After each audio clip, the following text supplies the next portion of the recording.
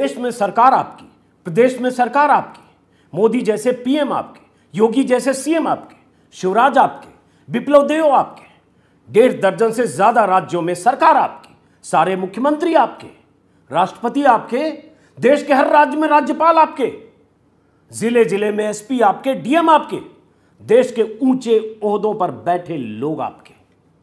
फिर भी आपको डर लगता है, फिर भी आपको लगता है हिंदू खतरे में है।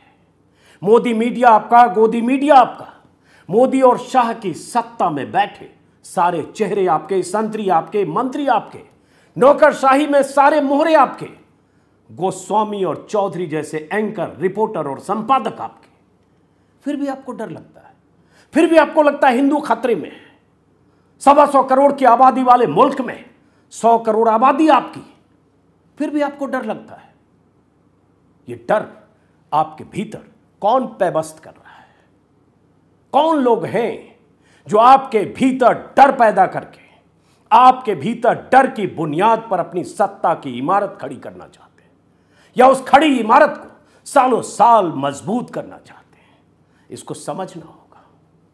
शहरों और कस्बों में, गलियों में मुसलमानों के खिलाफ जहर उगलते भगवाधारी आपके, छोटे बड़े शहरों में हिंदुत्व के नाम पर, हिंदू के नाम पर खतरे में हिंदू के होने की बात कहकर हिंदू पंचायत करने वाले संत और महंत आपके, मुसलमानों के खिलाफ जहर उगलने वाले मंडलेश्वर, महामंडलेश्वर और मंदिर के मठाधीश आपके, दिल्ली से लेकर हरिद्वार और प्रयाग से लेकर देश के अलग अलग शहरों में हिंदू पंचायत बुलाकर, धर्म संसद बुलाकर मुसलमानों को काटने, मारने, पीटने, सबक सिखाने की बात करने वाले, ललकारने वाले महंत आपके, भगवाधारी आपके। फिर भी आपको डर लगता है। सत्ता आपकी, सरकार आपकी, ताकत आपके पास, हैसियत आपकी, क्योंकि मोदी है, क्योंकि ये योगी है, बुलडोजर आपके पास, बुलडोजर बाबा आपके पास, बुलडोजर मामा आपके पास। फिर भी आपको डर लगता है। क्या आपको डराया जा रहा है, या आपके भीतर नफरत इस कदर पैबस्त करने की कोशिश हो रही है कि आप इंसान तो रहे नहीं, आप एक नफरती हिंदू में तब्दील हो जाएं, एक ऐसा पुतला बन जाएं जिस पुतले के लिए योगी और मोदी की सत्ता किसी भगवान और परमेश्वर से कम नहीं, और जो भी उससे असहमत है, और अगर वो मुसलमान है तो सिर्फ नफरत के काबिल है। उसको इस मुल्क में रहने का हक नहीं। यही तो आपको सिखाया, बताया, दिखाया, समझाया जा रहा है। इसलिए आप किसी को पाकिस्तानी, किसी को देश का दुश्मन, किसी को देशद्रोही, किसी को कुछ कहते हैं। मोदी, योगी और शिवराज की सरकार में डरना तो उन्हें चाहिए जो मुसलमान है, डरना तो उन्हें चाहिए जिनका नाम सलमान है, सुलेमान है, सलीम है, आमिर है, शाहरुख है, शाहनवाज है या जफर है। डरना तो उसे चाहिए जो रजिया है, जो शबनम है, जो तस्लीम है, जो कोई और है, क्योंकि वो अगर सरकार के निशाने पर है तो अदालती कार्रवाई से पहले, अदालती फैसले के पहले, अदालत में जब तक उसे इंसाफ मिलेगा उससे पहले उसके घरों पर बुलडोजर चल सकता है, चाहे वो बुलडोजर बाबा का बुलडोजर हो या मामा का बुलडोजर हो, जैसे खरगोन में चल गया। 40 से 50 घरों को बुलडोज कर दिया गया अदालती कार्रवाई के पहले, अदालत के निर्देश के पहले। कानून को अपने हाथ में लेकर, कायदे कानून को अपनी दासी समझकर यूपी की सरकार, एमपी की सरकार जिस ढंग से काम करती है, जिस ढंग से घरों को बुलडोज करती है, अगर उस घर में रहने वाला कोई मुस्लिम है, उनके लिए माफिया सिर्फ मुस्लिम है, उनके लिए गैंगस्टर सिर्फ मुस्लिम है, उनके अपराधी सिर्फ मुस्लिम है, क्योंकि हिंदू राष्ट्र में, क्योंकि हिंदूवादी सरकार में, क्योंकि हिंदुत्ववादी राजनीति में उनके लिए शायद जगह नहीं है। लेकिन डरते आप हैं।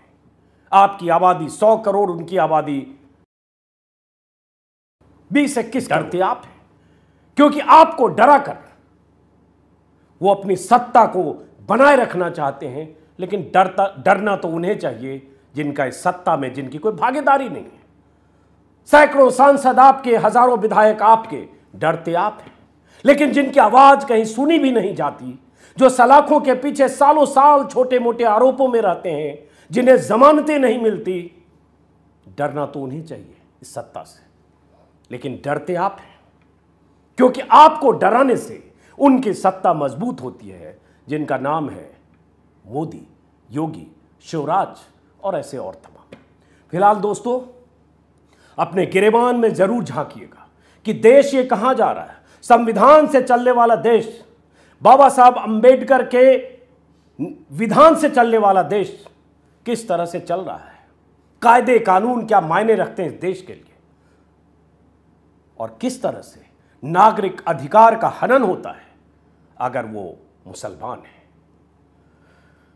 मैं जानता हूं इस वीडियो के बाद गालियां मुझे भी पड़ेगी, इस वीडियो के बाद तमाम लोग मुझे भी मुस्लिम परस्त, पाकिस्तानी और न जाने क्या क्या कहेंगे। कोई फर्क नहीं पड़ता, क्योंकि आवाज तो उठनी चाहिए, और यह आवाज तब तक उठेगी जब तक कहीं नाइंसाफी होगी, भले उसकी कीमत किसी को चुकानी पड़े।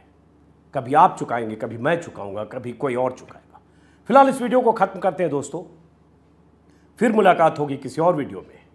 लेकिन इस वीडियो को देखने के बाद अगर आप एक इंसान हैं तो इंसान के नजरिए से सोचिएगा, इंसान की तरह से सोचिएगा, कट्टरपंथी, कट्टरवादी, मोदीवादी, कट्टर हिंदू के नजरिए से नहीं। और कट्टर शब्द को अलग करें तो हिंदू वो नहीं होता जो हिंदू इस दौर में नफरत के पुतलों में तब्दील हो चुके।